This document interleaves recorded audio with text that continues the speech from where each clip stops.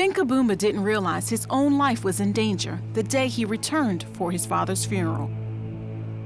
Before his father passed away, he revealed some startling news. The woman I thought was my mother, I was actually shocked that my father telling me that she isn't the right one. So we're just like at the sick bay. She was there and I loved her so much. But then there was this other new woman that I'd never seen my whole life. And so he was sick, but he just called me out and got my hand and joined it together with the hand of my true mom, and it's like, this is your mom. He thought my mom would never take good care of me than he would. So it's like, but he told me he didn't do it for any selfish reason, but he was trying to protect me because he didn't trust my mom would take good care of me. Ben was the only boy out of 15 children, which meant all his father's property was left to him. This news was not well received.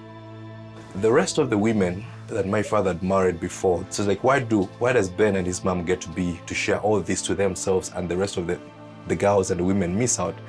Ben's biological mother heard the women were plotting to kill him, so she took him to live with a pastor in another village. However, even there, he was still in danger. Ben recalls reports the pastor would get from school officials. They will get report like, a few people came here with food and we threw away the food and food had poison. After a few years, the pastor and his mother decided it was best to send Ben to the capital city to stay with a cousin.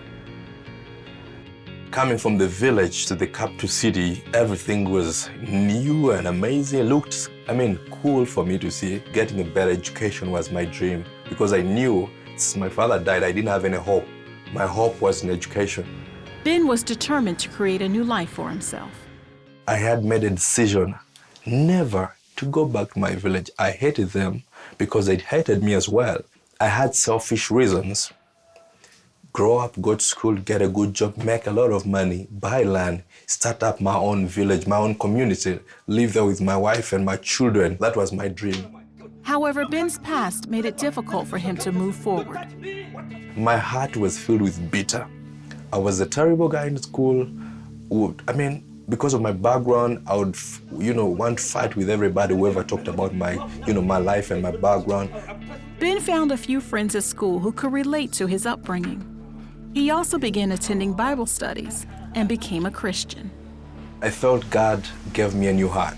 So I felt it started slowly in my heart, feeling the desire and feeling the calling to help people that were suffering, people who were needy, people who were running away from their homes because of trouble, people who were running away for so many things. Ben and his friends decided to raise funds to rent a home so they can take in homeless children and families. But their money soon ran out. So we had so many challenges. Kids were in a home and they were malnourished, they were sick every day, and we didn't have any money to do that, and we lost some during the years. While at a crusade, Ben and his friends were introduced to a group of Americans. Ben shared with them what they were doing. A few days later, they received a surprise visit. I gave them a tour around the house, and they were so emotional they couldn't believe how someone would sleep on the floor. We had about 6 of them. They would sleep on the floor, no bunk beds, no mattresses. They would just pile each other into a small room. And we had like some with HIV. We had those who were like really, really ill. Total chaos. The life was so terrible at that moment. The visitors left and came back with food. I saw the kids being very, very happy. And we ate. It was like Christmas, like we ate beef for the first time. God touched the heart of one of the Americans, Shane.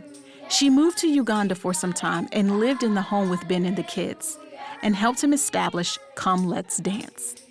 When the food came into our house, everyone was just dancing. And that's how we got the idea, which is from the Bible where it says, the Lord turned my mourning to dancing. Today, Come Let's Dance is a thriving organization that is transforming communities. They are training local farmers, building health clinics, and schools.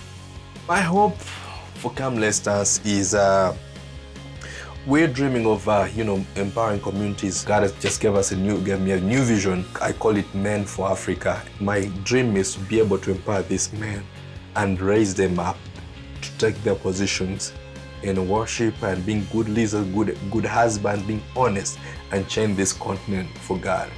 Things were going well for Ben in Kampala, but he knew God was calling him to go back to his village. I knew there was a lot of witchcraft, there was a lot of hatred, there was a lot of pain, and all that I went through. So I said, you know what? I have to go back there. So that's when I made a decision to forgive them and go back and help them, because somebody helped me from a foreign country. If somebody can come from the US and love me, how about me love my normal people here? Ben returned home and was confronted by town elders, witch doctors, and others who hated him. Determined to make an impact, Ben mobilized a group of young men to take the gospel door to door. They were not well received, so Ben took another approach. So I went back and got a projector and got that movie of Jesus. So I went there and hired a generator and showed that movie the first night. Few people turned up, but the second day we showed the same movie because that's all I had.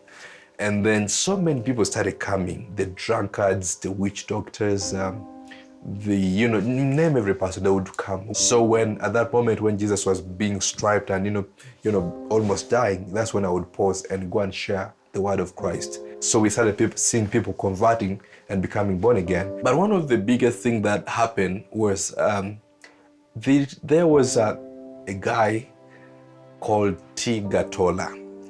That guy was like the biggest, the huge witch doctor in the community that everybody feared.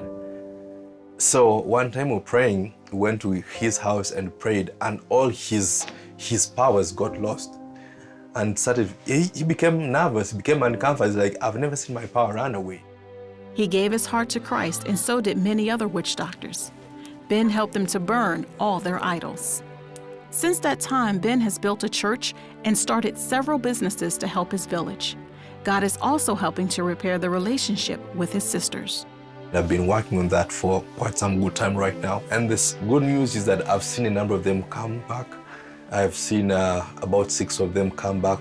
They come and visit. And then for my father's wives, God softened their hearts, and now they're my friends. I had no hope, I had no future. I would say everything that has turned out today, God had like a map for my life. He didn't show that to me. I just woke up and listened to him and just followed him without a plan. And I know he has my future as well and for my family, so I never imagined that.